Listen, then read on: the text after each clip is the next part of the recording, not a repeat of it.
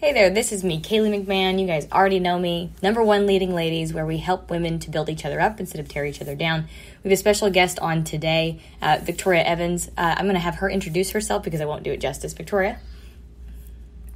Yeah, thanks so much for having me on. So I'm a science-based intuitive eating coach, which basically means I help women find a sense of food freedom, feel empowered within their own. I do so through a science-based method. So if you're someone who's very logical, very rational, and you like the idea of intuitive eating and food freedom, but you don't necessarily understand what that looks like on a very kind of step-by-step level, then I'm your girl. So, yeah. Very cool. Thank you so much for taking the time today to be on. One thing that we really like to cover is a couple of questions, and, if we veer in another direction, that's totally fine, because this is kind of just like a phone call. But, one thing that I've learned, and many other women do when they get into business, is that, there's something that's the glamorized version of what a entrepreneur is, hashtag hustle or whatever, versus like what we really have to do. And so in my beginning, having to put a business on a credit card, some other people have to go back and live with their parents. Like, it takes sacrifices. And for you, what did it take for the sacrifices in the beginning, and then to get you to the point where you're seeing traction? Oh, people want to do this, they want to buy this, and now I can scale. What did that take? What did that process look like for you? Yeah, it's not easy. I mean, people say entrepreneurship is not easy, but man, it will bring out everything in you, force you to work on every single part of you, which was really cool because I was simultaneously doing that through healing my own relationship with food. So it's kind of this very holistic way that I was working through everything to become an entrepreneur and a business owner, while also working on more personal things, which, are basically kind of one and the same. So I used to work corporate. I worked for a Fortune 500 beauty company in Montreal as a project coordinator there, and I hated my life. And, my relationship with food was very much a reflection of that. I was trying to control what I could control in my life, which was my food and my body, because everything else in my life felt out of control. Even though I had what was seemingly this very glamorous, beautiful job, I had a nice apartment, I had a great partner at the time, I had all those boxes ticked, and yet I was so miserable, so empty. And so I ended up going on this kind of crazy recovery journey for my eating disorder, and simultaneously kind of creating a program that unknowingly was saving my own life. And then from there, basically what happened was I started talking about it on social media. People started to kind of get interested in it. And at this point, I was like, okay, I hate my job. It's literally killing me. I have something that's kind of working here. People are kind of interested in. So why don't I take some beta clients on, some free clients, to test out this program to see, did this work for me? Did this only working for me on a personal level, or is this going to work for kind of everyone? And so took free clients through my program, worked really well. And I was like, okay, well, I'm going to do this. And so I quit my corporate job. I had 29 cents to my bank account. I had no money. So some people really kind of jump and then kind of build a parachute on the way down. I was one of those people because I was like, I can't stay in this job another minute. And so, I kind of had to kind of just sever all those ties, quit. I actually moved back to my mom's house, which was a huge ego check moment for me, going from this big glamorous job to I'm going to move with my mom. But then from there, it really gave me that time and that space to create the program in the way that I wanted to, and hone in on everything. And then ended up buying a ticket to Bali and moving there for 2 years and just starting that career. And it was so many ups and downs. It was not and then I moved to Bali and happily ever after. It was some of the lowest moments of my life, where trying to get this business off the ground, having no safety blanket, nothing was there to catch me, and just being we're just going to go for it and see how it works out. Yeah, I mean, at least you went to Bali because it's not super expensive there, so. Oh, it was strategic. It wasn't I was oh, good. I mean, it was beautiful there, but the financial aspect was definitely a big draw because, it's much more livable, right, to live there, and also have an awesome lifestyle with people who, there's a lot of entrepreneurs there, a lot of digital nomads. Really? So I knew I wanted to go there and be exposed to that instead of just trying to work on something by myself in my house by myself. Being around other entrepreneurs was just such a cool way to learn how to grow my business as well. That's really great. I mean, being around like-minded individuals is something that when I read this book called Who Not How, that's been, something I've been hearing over and over again, you keep hearing the same message, and when you're ready to listen, you'll listen at some point, but that for me was Who Not How. And so being able to be around people that have different kinds of businesses, or they have ways that they get traction. So I do unconventional PR, I do funnels, I do whatever, so that you get ideas, and then you can kind of bounce things off of people that, don't ever work, so don't even waste your money and time on that. So that's cool that it was kind of like a Silicon Valley of sorts, but in, you know what I'm saying, like in Bali. So that's a great idea. And, you're right that there's a lot of people that won't take that jump, and so you're very brave for doing that. And can you explain to our audience at the time, what was your family situation? Like, did you have children? Did you have pets? Did you have a partner? Did you what did that look like at that time? Yeah, so it was just me on my own in Montreal. I didn't have a super huge kind of group of friends there. So not thankfully, it was pretty easy for me to kind of just jump ship because I was able to sublet my apartment to another employee at my company. She bought everything that I owned. I didn't have, I had broken up with my boyfriend a couple months prior. So, I didn't have any family living around me at that time. So it was really quite easy for me to just sell everything I owned. Not really easy, but in terms of having connections and ties to other people and family and stuff, not married, no kids. I had a cat at the time, and I gave it to a friend who had another cat, and they got along really well. So that was really my only thing there. But yeah, it was more just taking that leap of faith and thinking this is actually going to work out, and I was terrified. To say that I was literally crying on the floor in a ball, type of scared, because I'm someone who always has the next 32 steps planned out. I have A through Z, all the plan of everything. And so just be I'm going to move to Bali. All I had planned was I'm getting there. I had the driver from my guest house picking me up at the airport at 2 a.m. And that was my entire plan. So it was just this massive shift. But it was one of those things when you don't have a plan, you're able to just be so much more creative and have all these different things kind of come in, right? I feel I spent so much of my life, these kind of blinders on, having this very specific direction of I'm going to do my undergrad and I'll get my master's and then, eventually I'm going to get my PhD. And it was so just streamlined forward that there was no opportunity for anything else to come in. And so when all of a sudden I was just well, I'm just going to get there. And I could be there for 2 weeks or 2 months and end up being 2 years. Right. And then through doing that, my entire life changed, but it was letting go of that control and just stepping into the unknown and trusting yourself. But of course, with the entrepreneurial journey, having those massive ups and downs, but being in a community, knowing that that's normal to have ups and downs and feel supported and creating enough connection, people to talk to, so that, when you're having those big ups and downs, huge sales moments and then crickets, right? You don't make it about you. You don't make it about your self-worth. It becomes just okay, what's working, what's not working, right? And being able to bounce it off people. Yeah, that's a really good perspective. That it's not, it's a business. It's not, you are not your business, You care and you're in the beginning usually solo in charge of everything and it rides on you or whatever, but at the same time you are a person and it isn't you if something is a failure is a lesson, or if it's a joyous moment, a success, it's not you forever, so yeah, that's a really good piece of advice, I think. So something we ask, and I kind of said it out loud a little early. We ask 2 more questions, and I'm trying to think what order I want to do it in, but what would you say would be your biggest lesson? That it takes time.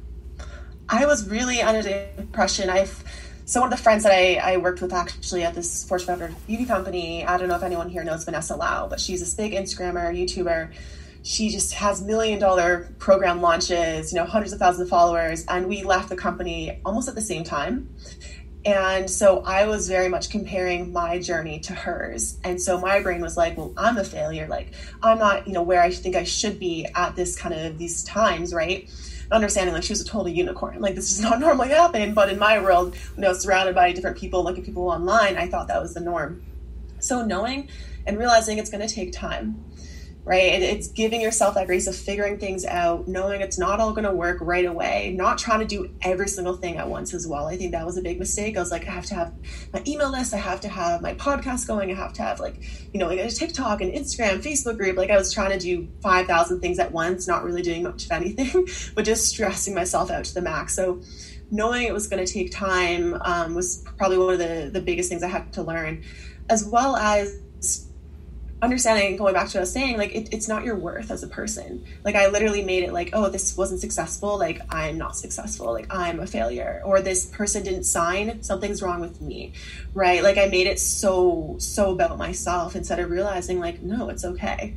Like completely being able to separate your self-worth as a person from your own business is such a superpower, because your business is going to go up and down. It's going to be shifting all around. But if your sense of self-worth is completely attached to that, like you are just going to go on this horrible roller coaster ride of ups and downs, and it's going to be exhausting, and you're going to drain yourself, and you're probably going to burn yourself out. Like I know I did several times, because I was just like so flustered and just throwing everything at the wall, hoping something would stick. And then when it didn't, being like, what am I doing here? Who am I? Like it became this like almost like a very mental health kind of a thing. As someone who's always struggled with mental health, you know, it became so much more about my worth as a person, as opposed to just a business that I was passionate about and I loved and was a huge part of my life, but wasn't my entire life.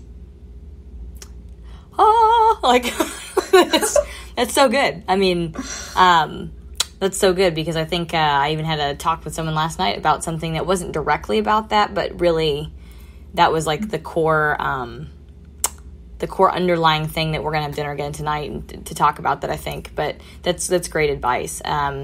Yeah, so that was your biggest lesson. What would you say has been your biggest win?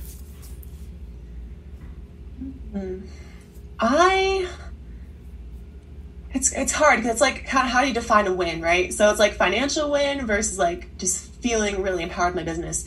So for a financial win, I hit a really big milestone in December. I had my first 10K month, which I was really excited about.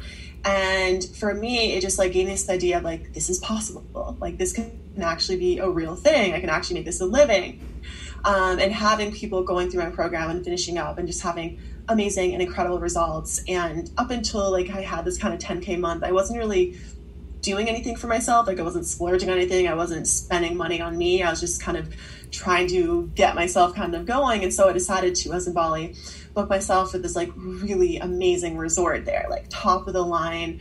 And I went, and it was just like this luxurious place, like this infinity pools. It was like in the middle of the mountains. And I just felt like so empowered and so grateful that I'd pushed through so many difficult times, so many hard times to get to that moment. So that was a really cool one for me. And I'll be honest, like after that, I did not hit another 10K month for a few months. And so almost again, distinguishing that fact of like, just because you hit a big milestone and you don't necessarily hit it again consecutively, doesn't mean you're failing. Doesn't mean that something has gone wrong. And so like for me, I had the moment being like, oh, now I have to keep hitting that. And I have to always keep, improving and going higher and higher. Instead of also looking at like, understanding, if depending on the kind of business you run, like you might have big months if you're having clients paid up front, if you're not launching a program, right? So looking at it from that level instead of this like personal, I'm not doing enough level, but also looking at different metrics of what a win is, right? So what is the lifestyle you've created for yourself? So maybe you're not having a massive, financial month, but for me, it was like, I was able to just take that few days off, that week off, and go to this resort. And then I was able to go to the beach when I wanted, and I was able to go work out at CrossFit, anytime I wanted during the day. Like I was able to create my own schedule because I ran my own business. So for me, having that freedom in my life has just been a constant win for myself. Like I'm at home right now, I'm moving to Europe in a few weeks. And my mom was just like, would you like to meet to go pick blueberries today? Like, the other day. And I was just like, yeah, that sounds lovely. Like that's such a win for me to have the ability to do that. Whereas when I was working corporate, I was working 60, 70 hours a week, stressed out, and so much so kind of depends how you kind of define a win. So I had that kind of, you have the big financial wins, but also looking at what does success mean to you, and define that by other variables other than just monetarily, because that's going to fluctuate. But how you show up in your business, how you feel about your business, that can remain constant. What do you do when you do have a win? Do you have some rewards that you have on a vision board that you're like, when I get to this point, I'll do that? Or is it more of like taking time off? Or is it, do you reward yourself? And if so, how? Yeah, so I absolutely do. And not necessarily for monetarily, like I can, but because that's not always within my own control. Like I can show up to the best of my ability and do everything I need to do, however you want to say that, and still not necessarily produce the financial results. I mean, it depends on your kind of what niche you're in and how many people you're able to reach and all that. But for me, I had to kind of distinguish what it meant to be, have a win from monetary versus kind of like personal. So for me, I set like little teeny tiny wins. So I launched a course. So every time I produce a new module for that, like I go out, take myself out for a meal, right? It's like I have a little date night with myself, like very proud of myself. Or, like something like, so that would be an example. I'm trying to think of other ones I do. But it's not necessarily like specific things. It's kind of like little date things I do for myself. Like just like little, really leaning into like, I've done this thing and I'm proud of myself for doing this thing. And that might even be like, I posted 20 reels this month. I don't know. Right? It doesn't have to be necessarily like a huge, massive thing, but celebrating those little wins and then those stack incrementally over time. Because I think so many of us, we'll only celebrate the big, massive wins and forget about the little daily wins, the little things that kind of build over time. So don't forget to celebrate those, because in your business, that's what creates the big success. And if you don't reward yourself for those little moments, then it's very difficult to motivate yourself to get to that big milestone, like way down the road. And I find too, I don't know if this is your experience, but sometimes when I used to hold off and wait for the big stuff, then once you get there, you're kind of like, okay, now what? Like, that's it? Okay. I guess I'll just keep going. So it's kind of, yeah. So you get it. Yeah, it's like building up like a muscle. It's like you're building the muscle to reward yourself and be proud of yourself. And I'll say with clients, it's like that positive self-talk produces positive action. So like when you're praising yourself, being like, I really did a great job today and I really showed up in a really positive way, like you're literally priming your brain to seek out more of those positive things, which means you're showing up in more of those positive ways. And people are attracted to that. Like if you're showing up on stories, for example, depending if you're on social media, and you're like, please buy my product, and like you're super like depressed, down in the dumps, like people are like, no, thank you, that sounds terrible. Please buy my product. No, I don't want to do that. Please, sir. No, but if you're like really kind of excited and embodying that energy because you're giving yourself that praise, you're proud of yourself for showing up regardless, right? Showing up on stories every day, maybe that is one of your measures of success, right? Then you can be proud of yourself, and that transfers to how clients see you, how they want to work with you, right? So it is about those little moments and then praising yourself for that. This has been such a good time. This has been awesome.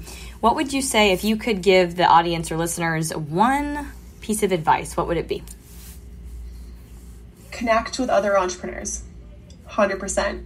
Do not try to do this alone, because you will make it about yourself. You will have blind spots that other people can really easily point out. And don't even just meet with someone who's in a very similar business. Like, it's really interesting to have people who are completely different backgrounds, completely different kind of walks of life, to just give you ideas and show you different things. So I know with my friends, like I have a mastermind, and it's just a couple of us friends, I met in Bali. We meet on a Monday, we have a call for an hour, and like, we just chat. We just talk about what we're doing in our business, what's going well, what's not going well, what we maybe need some support on, any kind of suggestions. We set some intentions for the week, some goals you'd like to set, and then we're able to kind of regroup and chat more about that. So it doesn't cost any money if you're early on in your business.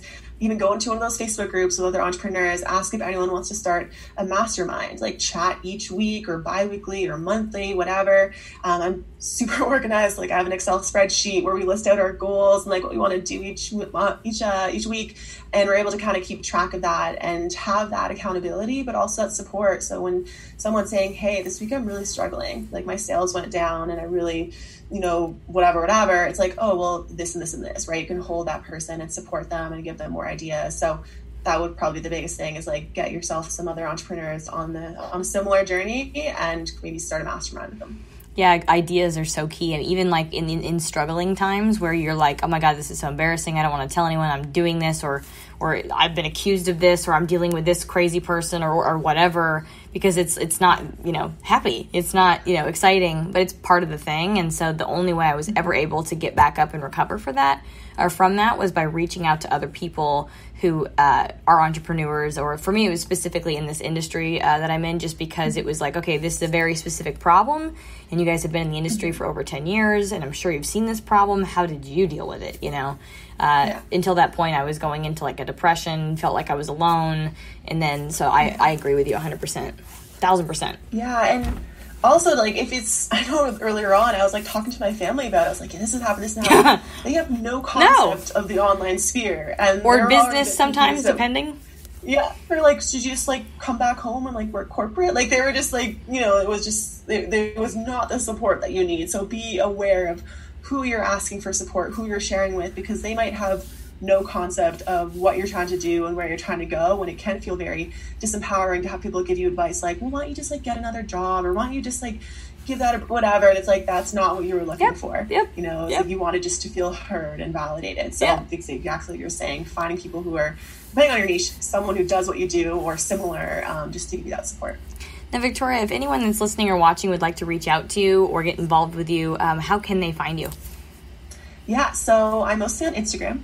That is at Victoria Evans Official. If you're listening to this, definitely send me a DM, let me know. I also am on Facebook. I have a Facebook group there, so that's called Intuitive Eating Support Group for Badass Women. And if you want to work in one of my programs, it's in my link in bio, but www.victoriaevansofficial.com/programs. I have a 6-week online course teaching you how to become an intuitive eater for life. So, yeah. That is amazing. Thank you so much for being on our show today, and everybody for listening and watching today. I really appreciate you too as well. And I'll see everybody again next week on Number One Leading Ladies.